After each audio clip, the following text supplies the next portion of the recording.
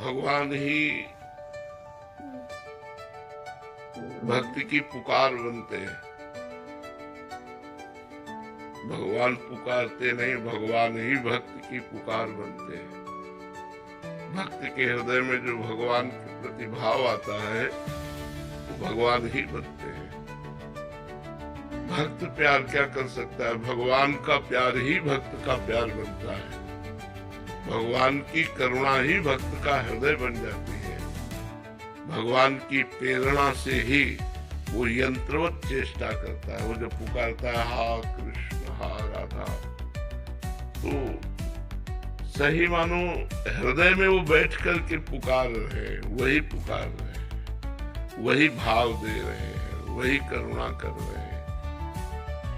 भक्त तो राई के समान प्यार करता है, भगवान समुद्र के समान प्यार करता है। भगवान को जब कोई अपना मान लेता है तब ये परिचय जान पाता है, नहीं तो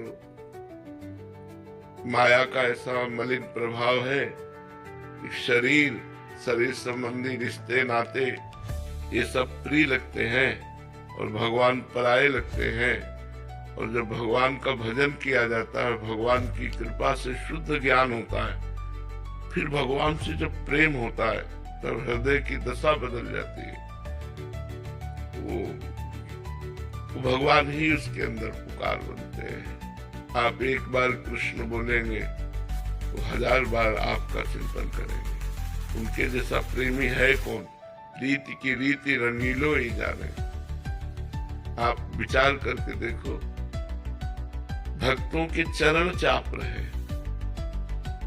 क्या अनंत ब्रह्मांडों के ईश्वर के पास इतनी शक्तियां हैं, इतना पावर है, वो किसी एक पार्षद को बोल सकते हैं जाकर के कि देखो मेरा भक्त कष्ट में है, उसका सहयोग करो। लेकिन नहीं, स्वयं अपने हाथ से माधोदास बाबा की लंगोटी धो रहे हैं, स्वयं अर्जुन का रथ हाँक रहे हैं। तो भगवान की करुणा और भगवान के प्यार को तो केवल भक्त हृदय ही जानता है। तो भगवान ही भक्त के हृदय की पुकार बनते हैं और उसी पुकार में भगवान का साक्षात्कार होता है। अब इस बात को समझना, भगवान ही भक्त के हृदय की पुकार बनते हैं।